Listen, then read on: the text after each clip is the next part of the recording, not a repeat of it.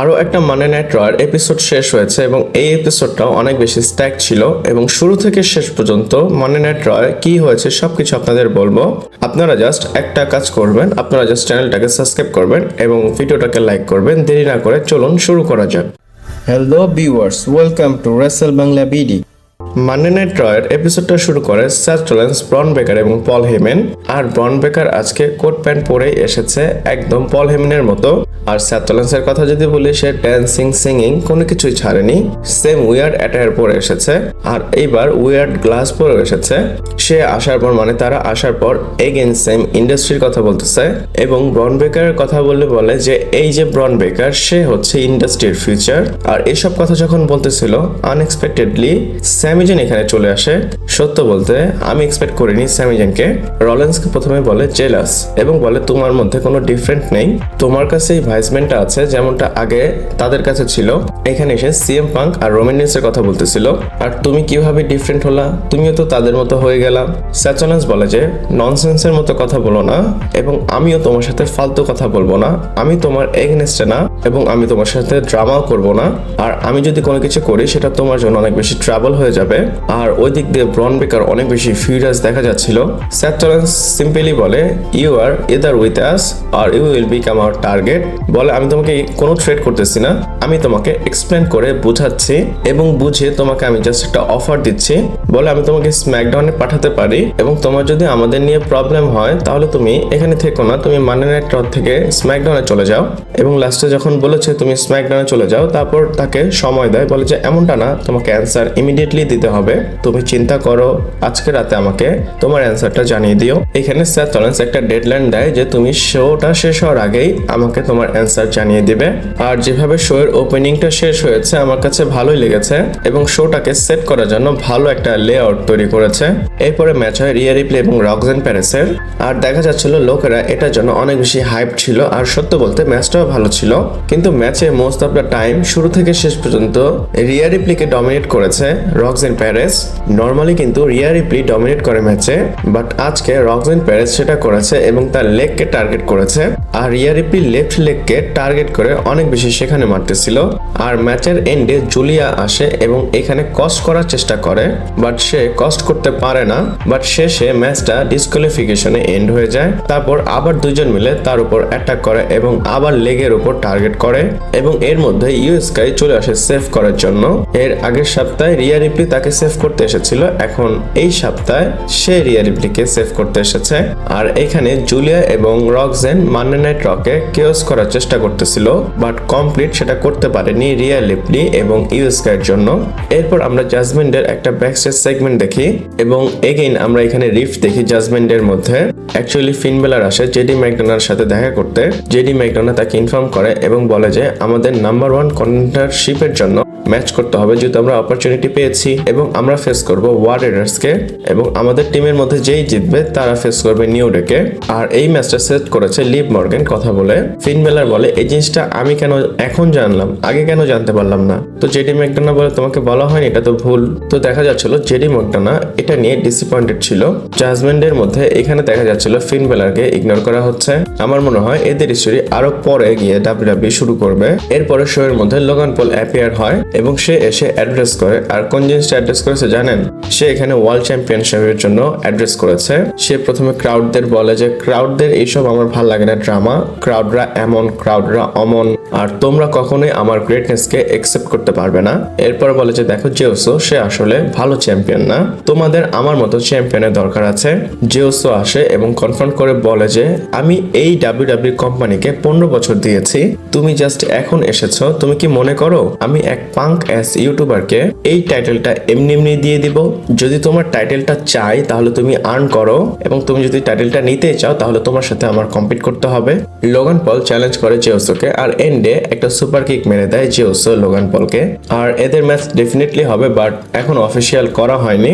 এরপর আমরা number 1 কন্টেন্ডারশিপ match দেখি ওয়ার রেডার্স ভার্সেস জাজমেন্টের মধ্যে এবং এই ম্যাচে দুইজনই ইকুয়াল ডমিনেট করেছে। যেমন পারফরমেন্স দিয়েছে জাজমেন্টে, ঠিক তেমনটা ওয়ারিয়ার্সও দিয়েছে। আর ম্যাচে আপনি যতই ফোকাস করেন না কেন, কমেন্ট্রিতে নিউ ডে এমনভাবে যোগ করতেছিল, সেগুলো শুনেই সেখানে কি মনোযোগ চলে যাচ্ছিল। আর এন্ডে ভিক্টোরি কে পায়? ভিক্টোরি পায় হচ্ছে ওয়ারিয়ার্স। আর তারা কিভাবে ভিক্টোরি পায়? যেভাবে এর আগের সপ্তাহে জাজমেন্টে করেছিল প্যান্টার সাথে, সেই জিনিসটাই প্যান্টা আজকে তাদের সাথে করেছে। জেডি ম্যাকডোনাল্ড টপ রোপ থেকে যখন স্প্ল্যাশ মারবে তখনই প্যান্টা চলে আসে এবং সে জেডি ম্যাকডোনাল্ডকে কস্ট করিয়ে দেয়। আর সেটার সুযোগ নিয়ে ওয়ারিয়ার্স জিতে গিয়েছে এবং নাম্বার 1 কন্টেন্ডার হয়ে গিয়েছে এবং তারা ফেস করবে নিউ ডেকে। এরপর আমরা ব্যাকস্টেজ থেকে একটা সেগমেন্ট দেখি। পল হেমন স্যামি জানের কাছে যায় এবং মাইন্ড ওয়াশ করার জন্য একটা মেজর অপরচুনিটি নিয়ে যায়। বলে, দেখো স্যাচলেন যেটা বলেছে এটা অ্যাবসলিউটলি ঠিক আছে এবং তোমার মানা উচিত, অ্যাকসেপ্ট করা উচিত। স্যামি জান বলে, তোমার কথা আমি শুনবো না, তুমি ব্লাড লাইনের আজকে কি অবস্থা করে দিয়েছো দেখো। পল হেমন বলে যে তুমি এমন ভাবে অ্যাড করো না যে তুমি ডিফারেন্ট কিছু করেছো, তুমিও আমার মতো সেম অনেক কিছু করেছো। তো এক কাজ করো, সেই কথাটাকে আমরা লিভ করে সামনে চলে আসি, মানে এক কথায় পিছনে ফেলে দেই এবং আমি তোমাকে অপরচুনিটি দিচ্ছি। এবং বলে স্যাচলেন চায় তুমি স্ম্যাকডাউনে যাও এবং তুমি যদি স্ম্যাকডাউনে যাও তাহলে একটা ফ্রেশ স্টার্ট করতে পারবা এবং স্ম্যাকডাউনে যাওয়ার পর জন সিনা এবং র্যান্ডি অর্টন ম্যাচের যে উইনার তার সাথে তুমি ফেস করবা ডাব্লিউডাব্লিউ চ্যাম্পিয়নশিপের জন্য। মানে জন সিনা এবং র্যান্ডি অর্টনের মধ্যে যে জিতবে সে তো চ্যাম্পিয়ন হয়ে যাবে এবং স্যামি জেন স্ম্যাকডাউনে গিয়ে তাকেই চ্যালেঞ্জ করবে। এখানে প্রশ্ন হচ্ছে পল হেমনের কাছে এত পাওয়ার কিভাবে যে কিনা একটা টাইটেল অপরচুনিটি দিয়ে দিতে পারে, ইভেন স্যাচলেন্সের কাছে কিভাবে আসে? আর এই কোয়েশ্চেনটা কিন্তু থাকবে, এটা কি ফাইনাল বসের? অবশ্যই এটা আমরা বের করব। আর লাস্টে পল হেমন বলে পিছনের জিনিস চিন্তা করে কোনো লাভ নেই, এখন প্রেজেন্ট এবং ফিউচারের জন্য নিজেকে প্রস্তুত করো। এরপর বেকি লিঞ্চ আসে এবং সে তার হিল টার্নকে এক্সপ্লেন করে এবং সে রিভিল করে যে আমি বেলির উপর অ্যাটাক করেছি, কারণ বেলি 6টা বছর ধরে বেকি লিঞ্চের জন্য অনেক প্রবলেম ক্রিয়েট করেছে আর একবারও এই জিনিসটার জন্য সে অ্যাপোলজি করেনি। বেকি লিঞ্চ বলে যে আমি লাইলা ভালকিরিয়াকে প্রোটেক্ট করার চেষ্টা করেছি, আমি রেসলম্যানিয়াতে তার সাথে টিম আপ করেছি, বাট কি হয়েছে ইভেন্চুয়ালি সে মানি নাইট রতে হেরেও গিয়েছে আর এর জন্য আমার লাইলা ভালকিরিয়াকে পিছনে ফেলে আসতে হয়েছে। আর এর মধ্যে চলে আসে লাইলা ভালকিরিয়া এবং সে ইন্টারাপ্ট করে বেকি লিঞ্চকে এবং লাইলা ভালকিরিয়াকে দেখা যাচ্ছিল সে অনেক বেশি ইমোশনাল, লেড আউট হয় এবং মাঝখানেই ম্যাচের জন্য চ্যালেঞ্জ হয়ে যায় আর ব্যাকল্যাশের জন্য এদের ম্যাচটা অফিসিয়াল হয়েও গিয়েছে। আর এন্ডে লাইলা ভালকিরিয়া যখন ব্রল হচ্ছিল বেকি লিঞ্চকে ভাগিয়ে দেয় মেরে, বাট সে যখন র্যাম্পের ওদিক থেকে চলে যাচ্ছিল পিছন থেকে বেকি লিঞ্চ অ্যাটাক করে তার উপর এবং এন্ডে বেকি লিঞ্চ আপার হ্যান্ড পেয়ে যায়। আমার কাছে লাইলা ভালকিরিয়ার প্রোমো ভালো লেগেছে, বেকি লিঞ্চেরটা ভালো লাগেনি। এমনি বেকি লিঞ্চেরটাও ভালো ছিল, আপনাদের কেমন লেগেছে আমাকে কমেন্ট করে জানাবেন। ইভেন এখনো যারা ভিডিওটা দেখতেছেন প্লিজ চ্যানেলটাকে সাবস্ক্রাইব করবেন এবং ভিডিওটাকে লাইক করবেন। এরপর আমরা রুসেফের একটা প্রোমো দেখি এবং রুসেফ এখানে বলে ডাব্লিউডাব্লিউ থেকে চলে যাওয়ার পর, লিভ করার পর তার সাথে কি হয়েছে। বলে আমি বুলগেরিয়া গিয়েছিলাম এবং আমি বুঝতে পেরেছি যে আমার লানার দরকার নেই, আমার পতাকার দরকার নেই, আমার যদি কোনো কিছুর দরকার হয় মানে if I have a need it's is my own need এবং আমি অনেক কিছু শিখে এসেছি এবং যা শিখে এসেছি সবকিছু এখন ডাব্লিউডাব্লিউর মধ্যে যারা আছে সবাইকে শেখাবো। আর রুসেফের ম্যাচটা ওটিসের সাথে কনফার্ম হয়ে গিয়েছে, নেক্সট মানডে নাইট রতে আপনারা দেখতে পারবেন তাদের ম্যাচটা। এরপরে স্টেফানি বেকার এবং আলভিন আয়রার একটা ম্যাচ হয় আর ডাব্লিউডাব্লিউ স্টেফানি বেকারকে এমন ম্যাচে দিচ্ছে যেন তারা দেখতে পারে ক্রাউডরা কিভাবে রিয়েক্ট করে স্টেফানি বেকারের ম্যাচের মধ্যে এবং স্টেফানি তার মুভ ডেড কিস 2বার মেরেছে আর ক্রাউড এখানে অনেক ভালো পপ করেছে আর এই মুভটা অনেক বেশি পপুলার হয়ে গিয়েছে, প্রত্যেক ফিমেল রেসলার এটা করতেছে। স্টেফানি বেকার এবং আইভি লাইনের ম্যাচটা তো হচ্ছিল, এর মধ্যে ইন্টারাপ্ট করে চ্যাট গেবেল, বাট সেটা করে কোনো লাভ হয়নি। ম্যাচের রেজাল্ট যাই হচ্ছে স্টেফানি বেকারের দিকে এবং স্টেফানি বেকার এই ম্যাচটা জিতে যায়। এরপরে ব্যাকস্টেজে নিক অল্ডিসের সাথে এজ স্টাইল কথা বলে। আপনারা জানেন অ্যাডাম পিয়ার্স আজকে নেই, এর জন্য রয়্যাল ম্যানেজারের রোল প্লে করতেছে। এর মধ্যে লিভ মর্গ্যান ডমিনিক মিস্টেরিও চলে আসে এবং লিভ মর্গ্যান বলে যে আমি ছুটি চাই, আমার হলিউডে যেতে হবে। তো নিক অল্ডিস বলে যে ঠিক আছে আমরা শুনেছি তুমি যেতে পারো এবং ডমিনিকও বলে যে আমারও ছুটির দরকার আছে। তো নিক অল্ডিস বলে যে কেন? বলে আমি তো যাবোই, আমি চ্যাম্পিয়ন, আমি যাবো না। তো নিক অল্ডিস বলে যে না তুমি যেতে পারবে না, চ্যাম্পিয়নকে অনেক বেশি অ্যাপিয়ারেন্স করতে হয় এবং অনেক বেশি কম্পিট করতে হয়। ডমিনিক বলে যে এই যে স্টাইল এখানে কি করতেছে, তুমি এর সাথে কি ডিসকাস করতেছো, এখানে কি রিটায়ারমেন্ট হোমের কথা হচ্ছে? এক কথায় ডমিনিক মিস্টেরিও এই যে স্টাইলের মজা নেয়। নিক অল্ডিস এসব দেখার পর ডমিনিক মিস্টেরিওকে বের করে দেয় এবং এই যে স্টাইল সাথে সাথে বলে যে আমার মনে হয় আমি আমার অপোনেন্টকে খুঁজে পেয়েছি নিক কলিন্স বলে মেবি। আর ব্যাকল্যাশ হয়তো পসিবলি এজে স্টাইল ডমিনিক মিস্টেরিওর এগেনস্টে যাবে ইন্টারকন্টিনেন্টাল মানে আইসি টাইটেলের জন্য। এরপরে আমরা প্যাট ম্যাকেফির একটা প্রোমো দেখি, আর এটা অনেক লম্বা একটা প্রোমো ছিল।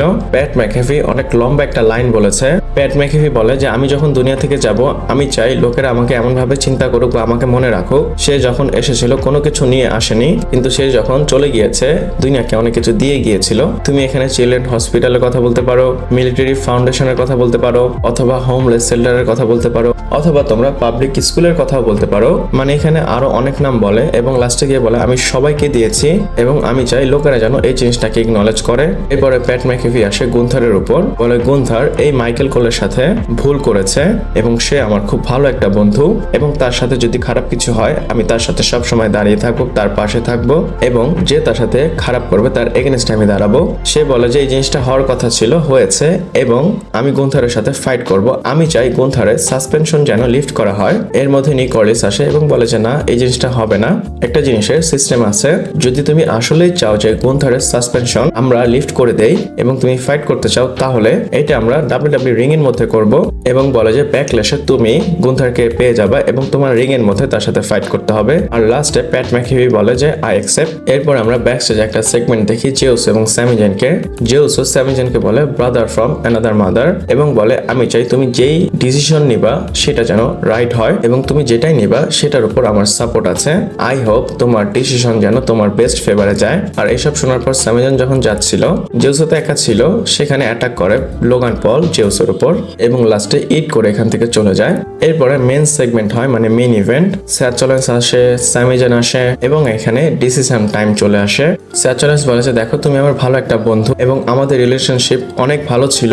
আমার মেয়ের বার্থডের সময় তুমি আমাকে অনেক ভালো ভালো গুড সাজেশন দিয়েছো কিভাবে কি করতে হবে, আমি সেই সব কিছু রেসপেক্ট করি এবং আমি চাই আমাদের ফ্রেন্ডশিপের জন্য পল হেমেন তোমাকে যে অপরচুনিটিটা দিয়েছে সেটা তুমি অ্যাকসেপ্ট করে নাও। এবং স্যাথ রলিন্স বলে তুমি অ্যাট লিস্ট আমাদের যে ফ্রেন্ডশিপ সেটার মান রাখো এবং স্ম্যাকডাউনে চলে যাও। স্যাথ রলিন্স বলে তুমি যেভাবে কনগ্রাচুলেশন করেছো জেউসকে আমি ভেবেছিলাম তুমি আমাকে করবে বাট তুমি করোনি, তো তুমি এক কাজ করো তুমি স্ম্যাকডাউনে চলে যাও, কিন্তু আমি তোমাকে বলে দেই জিনিসটা অনেক খারাপ হতে পারে যদি তুমি না যাও। স্যামি জেন বলে ফ্রেন্ডশিপ পার্টের জন্য আমি সরি, আমি তোমাকে কনগ্রাচুলেশন করিনি। এবং স্যামি জেন বলে তুমি এতটুকু জানো তুমি যে গেম খেলেছো সেটা আমি ধরে ফেলেছি, তুমি জানো আমি ওয়ার্ল্ড হেভি চ্যাম্পিয়নশিপ চাই আর ডিরেক্টলি তুমি সেই জিনিসটাই আমাকে অফার করেছো। স্যামি জেন বলে তুমি এত কিছু জানো, তুমি এত কিছু আমাকে অফার করেছো বাট তুমি এটা কিন্তু ভুলে গিয়েছো, তুমি জানো যে আমি কখনো কুইট করি না এবং কেউ আমাকে ব্ল্যাকমেইল করলে আমি সেটা ভয় পাই না আর আমি তো এখান থেকে যাব না এবং আমার এত অপরচুনিটিও দরকার নেই। আর যেহেতু সে চ্যালেঞ্জটা অ্যাকসেপ্ট করেনি এর জন্য ব্রন বেকারের সাথে তার ম্যাচ হয়েছে। স্যামি জেন ব্রন বেকার খুব ভালোই ম্যাচ দিয়েছে বাট এন্ডে আমরা জানতাম কি হবে। এন্ডে স্যামি জেনকে ডমিনেট করা শুরু করে দেয় ব্রন বেকার, সে ব্যাক টু ব্যাক স্পেয়ার মারে কিন্তু তারপরে সে পিন করে না, কারণ এখানে স্যাথ রলিন্স বলে দিয়েছিল ব্রন বেকারকে টর্চার করতে স্যামি জেনকে। স্যাথ রলিন্স এখানে একটা ইঙ্গিত দেয় এবং সেটা কি রক যেভাবে কিল করার একটা ইঙ্গিত দেয় গলার কাটার মতো, স্যাথ রলিন্সও তেমনটা করে। রক কিন্তু এই জিনিসটা ব্যাড ব্লাডও করেছিল, দেন এলিমিনেশন চেম্বারও করেছিল আর সেম জিনিসটা আজকে স্যাথ রলিন্সও করেছে। ব্রন বেকার বাহিরে আসে এবং দৌড়ে এসে ফুল পাউন্ড নিয়ে একটা স্পেয়ার মারে স্যামি জেনকে আর এই স্পেয়ারটা 4 নাম্বার স্পেয়ার ছিল। আর স্যামি জেনের ম্যাচটা এখানে শেষ হয় না বাট ডক্টররা চলে আসে কিন্তু রিং এর মধ্যে ব্রন বেকার আবার নিয়ে যায় মারার জন্য বাট রেফারি এইখানে ম্যাচটা কল অফ করে দেয়। স্যাথ রলিন্স আসে এবং ব্রন বেকারকে বলে যে দেখো তোমার বিজনেস শিখতে হবে, এটা তোমার ফার্স্ট নাইট, আমরা তো একে কিছু হলেও রেসপেক্ট দিব।